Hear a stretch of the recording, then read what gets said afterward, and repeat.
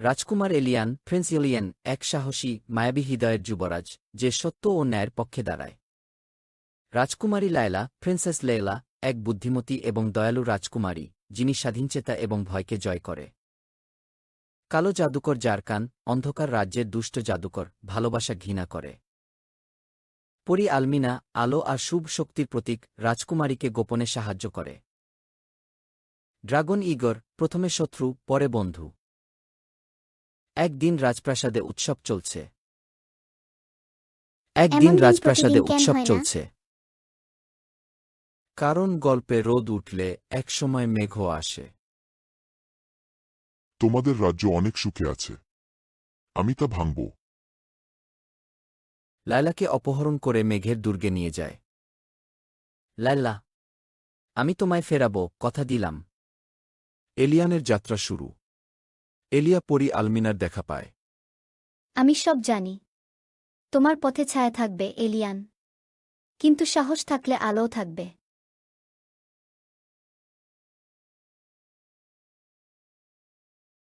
Dragon ইগরের সাথে দেখা পায়।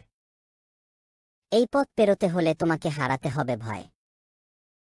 ভয় আমি মানি না, তবে অন্যের কষ্ট মানি না আরও বেশি।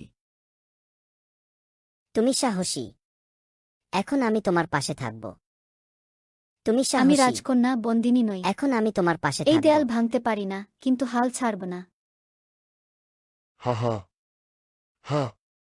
ভালোবাসা এক ভুল। এলিয়ান তোমাকে ভুলে গেছে। তুমি মিথ্যে বলো। ওর চোখের সত্য আমি জানি। লায়লা আমার হৃদয়ে আছে। তোমার মিথ্যে আর জাদু আজ ভাঙব। তবে এসো, দেখা যাক প্রেম শক্তিশালী না অন্ধকার। লড়াই শেষে জারকান পরাজিত হই, জারকান মরে যাওয়ার আগে। তোমাদের হৃদয় সত্যিই শক্তিশালী। আমরা ফিরেছি শুধু নিজের জন্য না, সব বন্দী হৃদয়ের জন্য। ভালোবাসা শুধু অনুভব নয়, এটা শক্তি, যা অন্ধকারেও পথ দেখায়।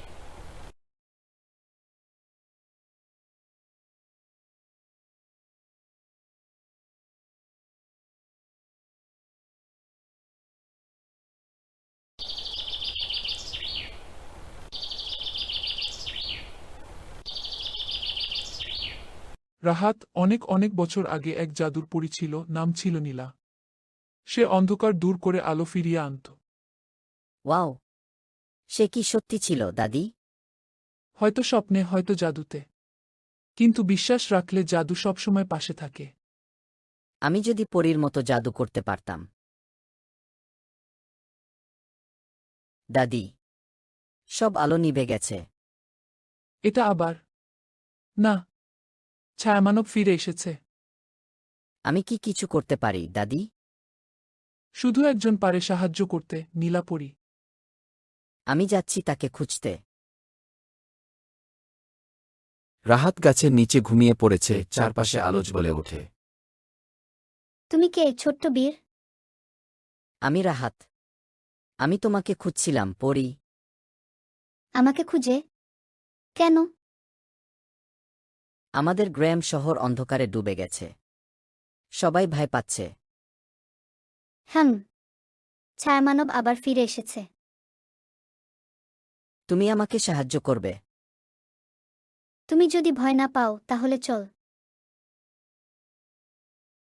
এত উঁচু পাহাড়। আমি পারব তো পরী?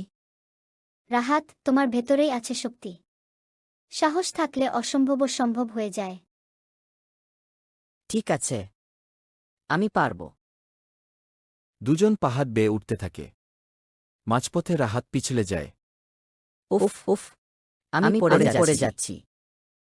ধরো, তুমি একা না, আমি আছি। তারা একসাথে পাহাড়ের চূড়ায় পৌঁছায়। সামনে দেখা যায় এক জাদুর নদী, যার পানি রং বদলাচ্ছে। এই নদীটা, এটা কি কথা বলছে? এটা জাদুর নদী। এর জল অনুভূতি পরে ফেলতে পারে। ভয় পেলে পথ বন্ধ হয়ে যাবে। এটা জাদুর নদী। রাহাত পরীর হাত এর ধরে। জল অনুভূতি পরে ফেলতে নদী পারে। শান্ত হয়ে যায়, সেতুর ভয় মতো পেলে এক পথ আলো বন্ধ তৈরি হয়ে হয়। যাবে। তারা এগিয়ে চলে। বিশাল অন্ধকার দুর্গ। আকাশে বজ্রপাত। সামনে ছায়ামানব দাঁড়িয়ে, বিশাল, ধোঁয়ায় মোড়া, তার চোখ লালচে। তোমরা আবার এসেছ। আমি বলেছিলাম আলো এলে ধ্বংস হবে। তুমি আলোকে ভয় পাও, তাই না? ভয়? আমি ভয় পাই না। আমি হলাম আধার। আমি আলোকে গ্রাস করি। তুমি যতই ছায়া হও, জেনে রাখো, অন্ধকার কখনো আলোকে শেষ করতে পারে না। আমি ভয় পাই না। আমার পাশে আছে জাদু, বিশ্বাস আর ভালোবাসা। পরী আর রাহাত দুইজনে আলোর ঢাল তৈরি করে।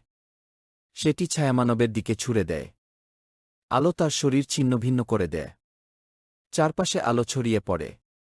না, এই না, আলো আমাকে আলো। শেষ করছে। না, আমাকে শেষ এই করছে। আলো আমাকে শেষ করছে। না, এই আলো আমাকে শেষ করছে। শহরের ঘরবাড়ি একে একে আলোকিত হতে থাকে। পাখিরা ডাকছে। লোকজন হাসছে। আলো ফিরে এসেছে। আলহামদুলিল্লাহ। রাহাত, তুমি পেরেছ। তুমি সত্যিই সাহসী। ছোট হলেও তোমার মন বড়। তুমি আমার নায়ক বন্ধু। তুমি আবার আসবে তো, নীলাপরি? যখনই তুমি বিশ্বাস করবে আর ডাকবে, আমি আসব আলো নিয়ে। পরী আকাশে উড়ে যায়, তার ছড়ি থেকে রঙিন আলো ছড়িয়ে পড়ে আকাশ জুড়ে। সবাই তাকিয়ে থাকে মুগ্ধ হয়ে। জাদু শুধু ছড়ি আর মন্ত্রে নয়, সাহস, ভালোবাসা আর বিশ্বাসেই লুকিয়ে থাকে সত্যিকারের আলো।